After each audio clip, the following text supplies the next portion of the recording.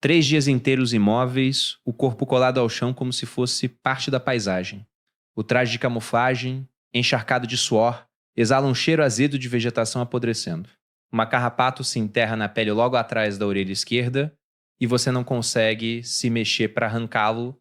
A poucos centímetros de distância, seu observador respira tão baixo que, de tempos em tempos, você precisa conferir se ele ainda está vivo. A 1.400 metros dali, através da distorção do calor que sobe do concreto rachado, uma porta.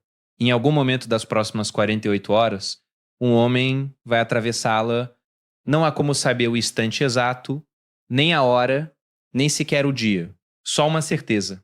Quando ele aparecer, você terá menos de 4 segundos para localizá-lo, calcular a trajetória e disparar o projétil a quase 800 metros por segundo. Um único tiro, um único resultado. Toda a sua carreira, cada treinamento, cada escola, cada noite, mal dormida em preparação para uma missão, cada anotação rabiscada num caderno de dados sob a chuva, tudo converge para momentos como esse. Mas essa não é a origem da sua história. A história começa anos antes, num campo de tiro poeirento e plano. Foi a primeira vez que você apertou um gatilho e percebeu que havia algo diferente em você.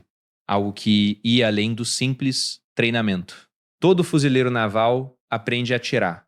Todo soldado passa pelo teste de qualificação. Mas é nesse dia que as pessoas se dividem em grupos. E você cai numa categoria que chama atenção.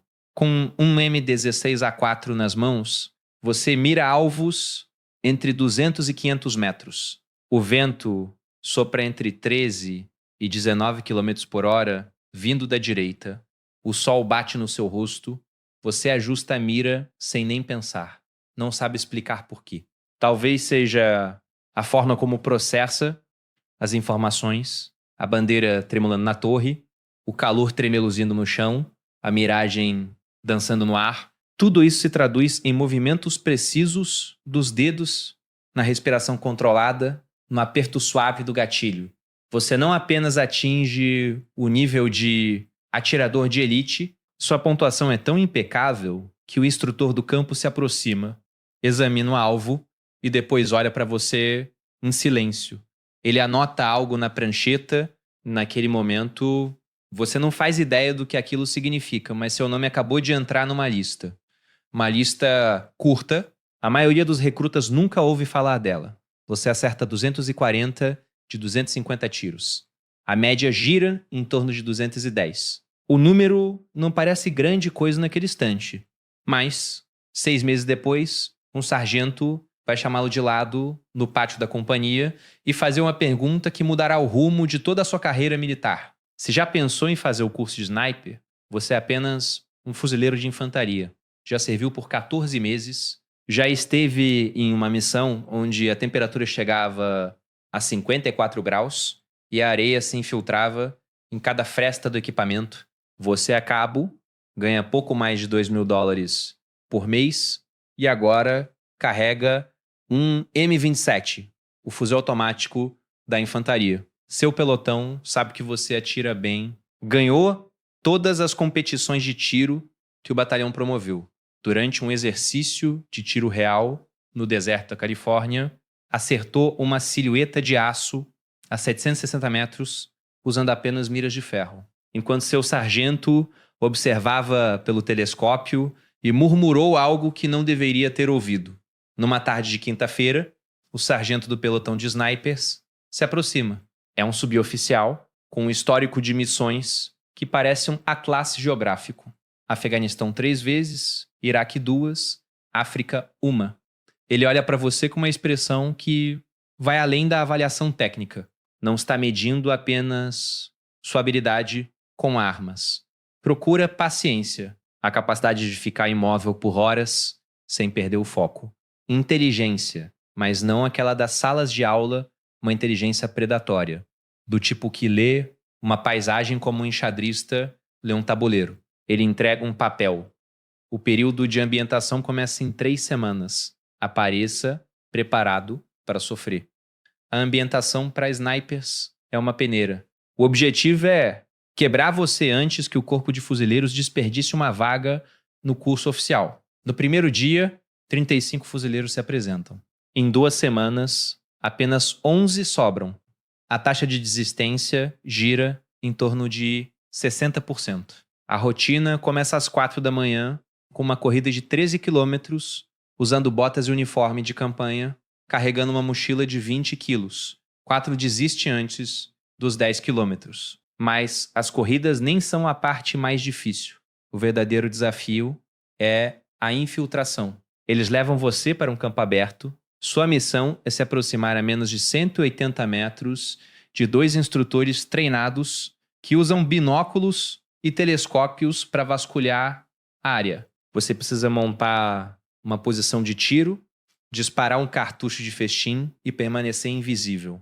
O terreno não oferece quase nenhuma cobertura. Grama alta, alguns arbustos, terra exposta. Você veste um traje de camuflagem que montou com juta, rede e vegetação local. Leva 3 horas para rastejar 200 metros. 3 horas de barriga no chão, cotovelos e joelhos raspando, avançando centímetro por centímetro. O sol está a pino, o calor é insuportável. Um instrutor passa pouco mais de 1 metro de você, dá para ver as botas dele. Você prende a respiração, ele segue em frente. Você espera mais 40 minutos antes de se mover novamente. Quando finalmente monta a posição e dispara, o instrutor fala pelo rádio: ouvi o tiro, mas não consigo localizar o atirador. Seu observador se levanta e acena. O instrutor examina a área com um telescópio e faz uma pausa longa. Ainda assim, não consegue vê-lo. Você está deitado ao ar livre, coberto de vegetação e terra, e é completamente invisível. Você passa dos 21 que começaram, 11 continuam. Agora vem o curso de sniper do Corpo de Fuzileiros, em Quântico, 12 semanas que vão transformá-lo em um dos atiradores mais letais do mundo ou devolvê-lo ao batalhão em silêncio. A turma inicial tem 79 alunos vindos de diferentes unidades. A taxa de aprovação costuma ficar em torno de 50% nos melhores anos. O treinamento é dividido em 3 fases. A primeira é a de tiro de precisão. Você aprende a usar o M40A6, o fuzil de sniper padrão, calcula soluções balísticas manualmente, levando em conta temperatura, umidade, pressão atmosférica, altitude, velocidade e direção do vento, além de fenômenos como o desvio, causado pelo vento lateral, e o efeito Coriolis, gerado pela rotação da Terra. Em distâncias superiores a 900 metros, a bala não viaja em linha reta.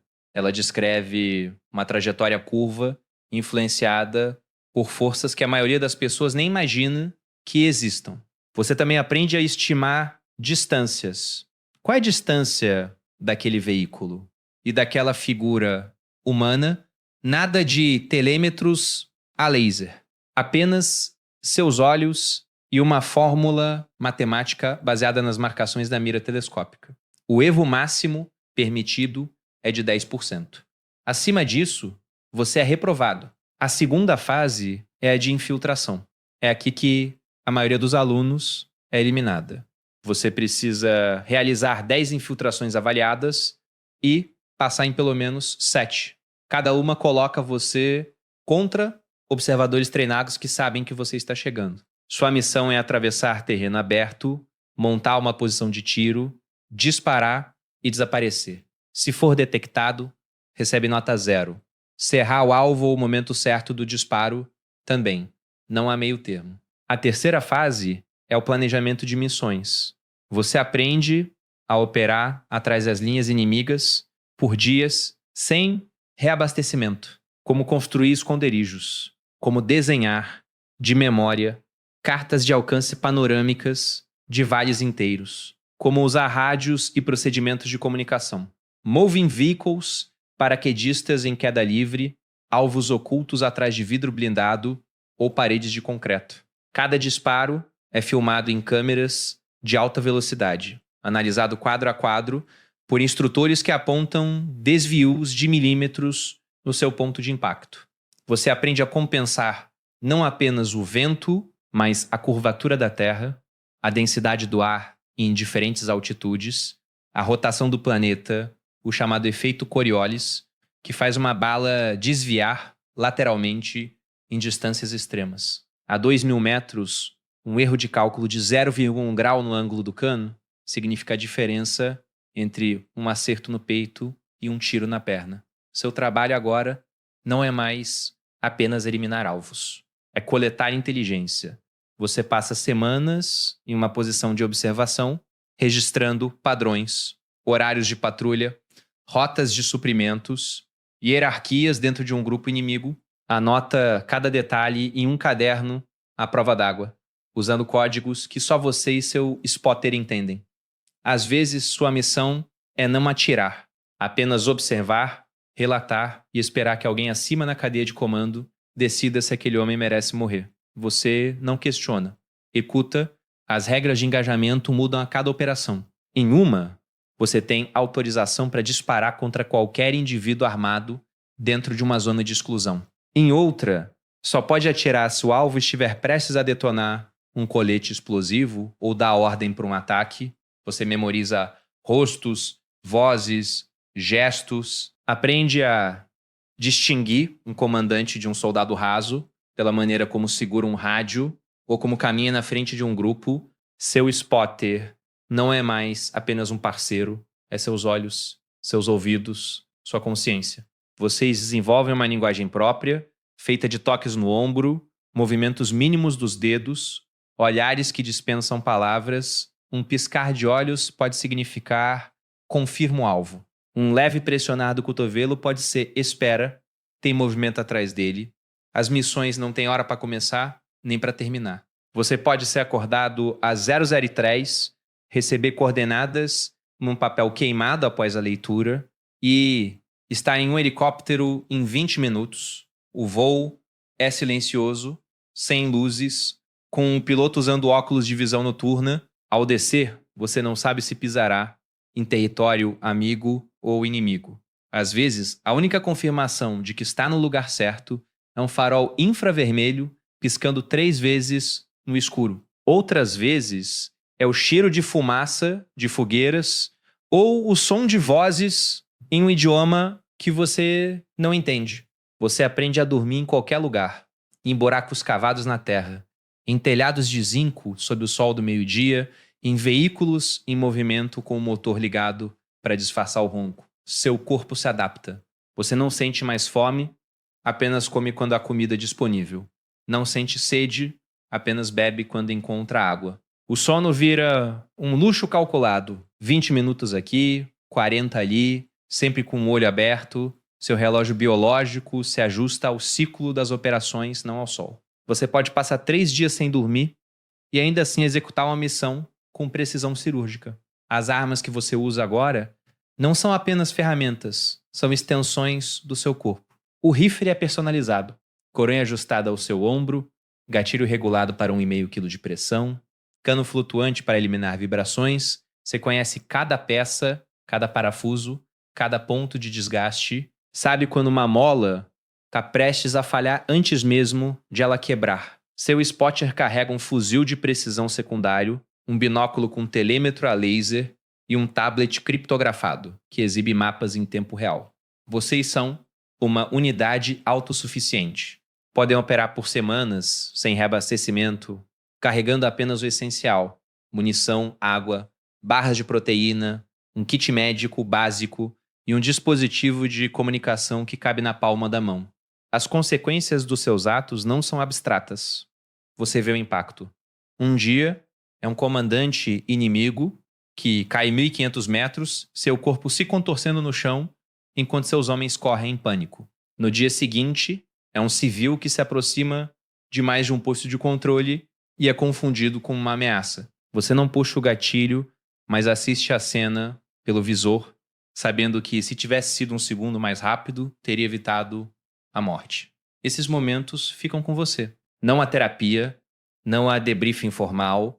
Você processa sozinho, no escuro, enquanto limpa seu rifle ou repassa a missão na cabeça. Sua identidade se dissolve, Você não tem nome, não tem rosto, não tem passado. Quando está em campo, é apenas uma sombra, um espectro que aparece e some, sem deixar rastros. Seus superiores não usam seu nome verdadeiro, apenas um indicativo de chamada, uma sequência de letras e números que muda a cada missão. Você não sabe os nomes dos outros operadores, não sabe de onde vieram, não sabe para onde vão depois.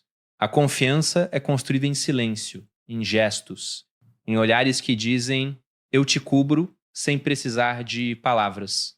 Um dia, você recebeu uma ordem que não faz sentido, um alvo de alto valor, mas em uma área densamente povoada, o risco de danos colaterais é alto. Você questiona, não por medo, mas por cálculo. A resposta vem em uma única frase.